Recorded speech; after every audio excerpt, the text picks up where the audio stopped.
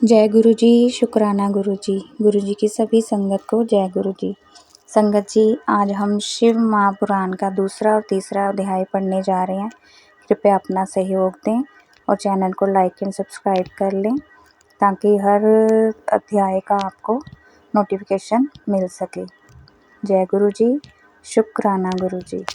बोल शंकर भगवान की जय। शिव पुराण के श्रवण से देवराज को शिवलोक की प्राप्ति तथा चंचुला का पाप से भय एवं संसार से वैराग्य।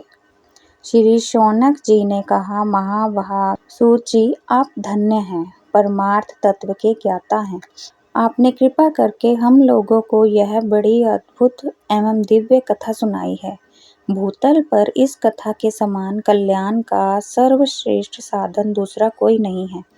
यह बात हमने आज आपकी कृपा से निश्चय पूर्वक समझ ली।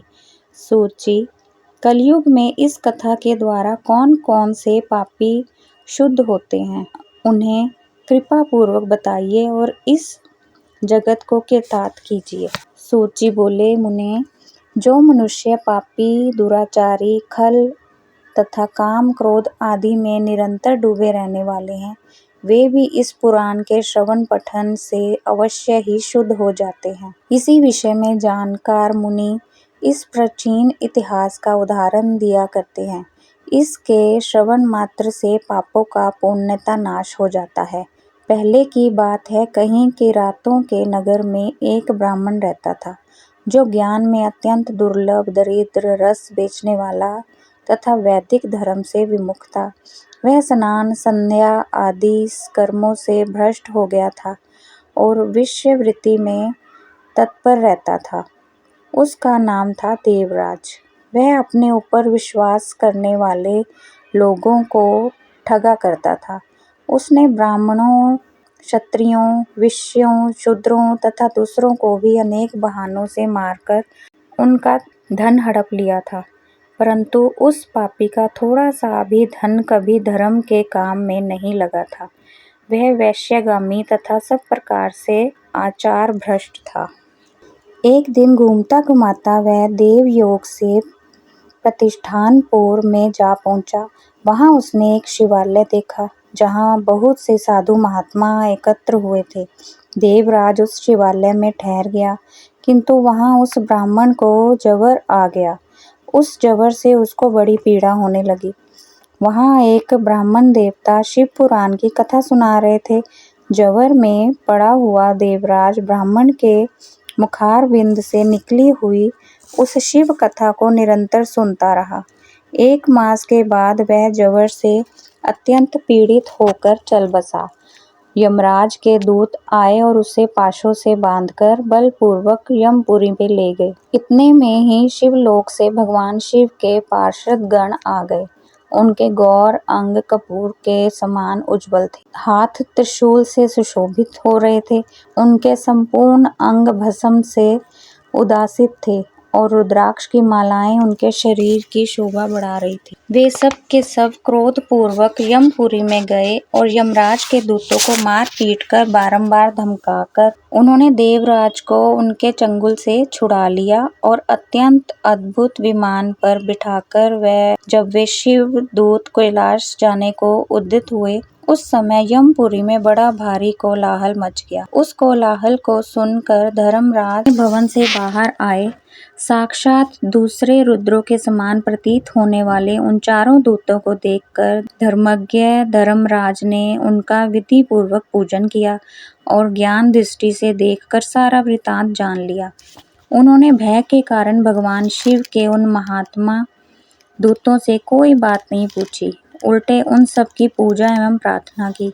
तत्पश्चात वे शिव दूत कैलाश को चले गए और वहां पहुंचकर उन्होंने उस ब्राह्मण को दया सागर साम शिव के हाथों में दे दिया।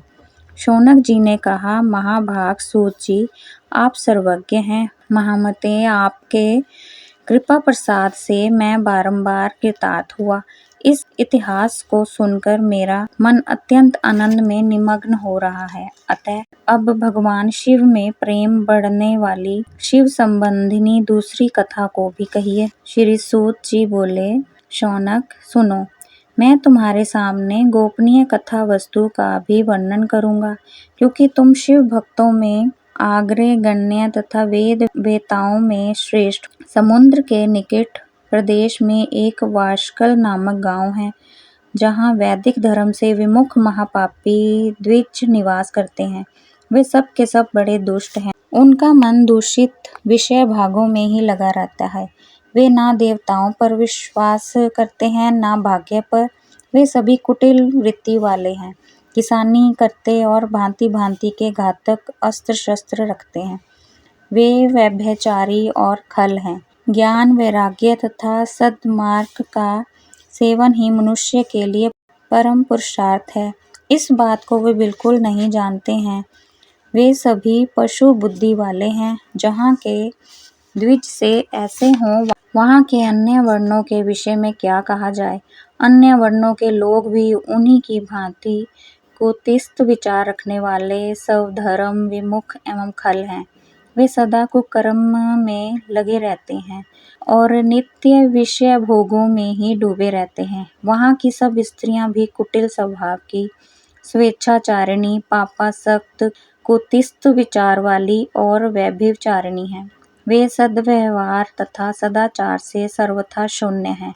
इस प्रकार वहाँ दुष्टों का ही निवास। उस वाशकल नामक ग्राम में किसी समय एक बिंदुक नामधारी ब्राह्मण रहता था। वह बड़ा अधम था, दुरात्मा और महापापी था। यद्यपि उसकी स्त्री बड़ी सुंदरी थी, तो भी वह कुमार्ग पर ही चलता था। उसकी पत्नी का नाम चंचुला था।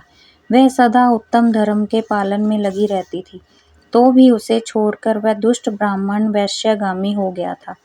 इस तरह कुकर्म में लगे हुए उस बिंदु के बहुत वर्ष व्यतीत हो गए। उसकी स्त्री चंचुला काम से पीड़ित होने पर भी सर्वधर्म नाश के भय से क्लेश सहकर भी दीर्घ काल तक धर्म से भ्रष्ट नहीं हुई, परंतु दुराचारी पति के आचरण से प्रभावित हो आगे चलकर वह स्त्री भी दुराचारिणी हो गई।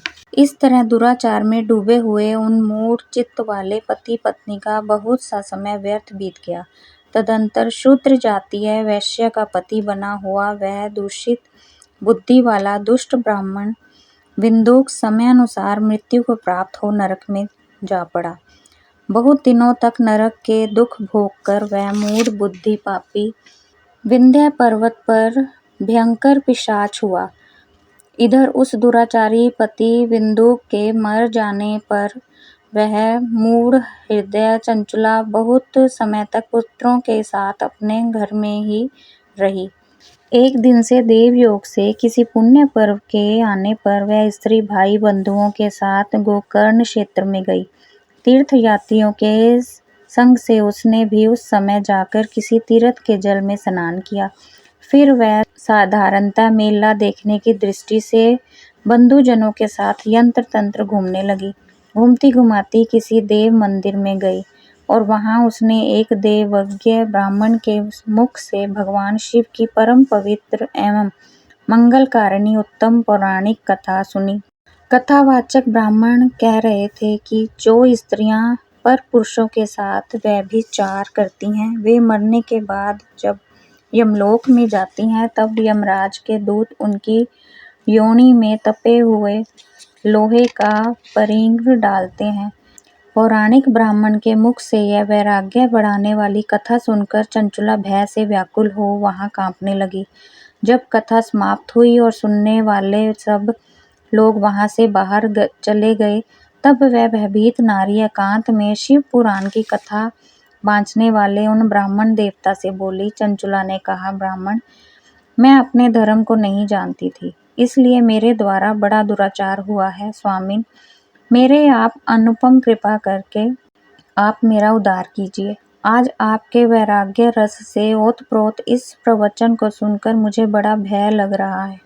मैं कांप उठी हूँ और मुझे इस संसार से वैराग्य हो गया। मुझ मूढ़ चित्त वाली पापिनी को धिक्कार है। मैं सर्वथा निंदा के योग्य हूँ, कुत्सित विषयों में फंसी हुई हूँ और अपने धर्म से विमुख हो गई हूँ। हाय, ना जाने किस किस घोर कष्टदायक दुर्गति में मुझे पड़ना पड़ेगा और वहाँ कौन बुद्धिमान पुरुष कुमार्ग में मन लगाने वाली मुझ पापिनी का साथ देगा। मृत्यु काल में उन भयंकर यमदूतों को मैं कैसे देखूंगी, जब वे बलपूर्वक मेरे गले में फंदे डालकर मुझे बांधेंगे, तब मैं कैसे धीरज धारण कर सकूंगी। नरक में जब मेरे शरीर के टुकड़े टुकड़े किए जाएंगे, उस समय विशेष दुख देने वाली उस महायातना को मैं वहाँ कैसे सहूंगी। हाय, मैं मारी गई, मैं जल गई, मेरा हृदय विदीर्ण हो गया और मैं सब प्रकार से नष्ट हो गई, क्योंकि मैं हर तरह से पाप में ही डूबी रही हूँ। ब्राह्मण, आप ही मेरे गुरु, आप ही माता और आप ही पिता हैं। आपकी शरण में आई हूँ। मुझ दीन अबला का आप ही उद्धार कीजिए, उद्धार कीजिए। सूत जी कहते हैं, शौनक, इस प्रकार खेद और वैराग्य से युक्त हुई चंचुला ब्राह्मण देवता के दोनों चरणों में गिर पड़ी। तब उन बुद्धिमान ब्राह्मणों ने कृपा पूर्वक उसे उठाया और इस प्रकार कहा। शिव महापुराण का दूसरा और तीसरा अध्याय यहाँ समाप्त हुआ। संगत जी, कोई पढ़ने में गलती हो गई हो तो मुझे क्षमा करना। जय गुरु जी, शुक्राना गुरु जी। ओम नमो शिवाय। शिव जी सदा सहाय। ओम नमो शिवाय। गुरु जी सदा सहाय। जय गुरु जी।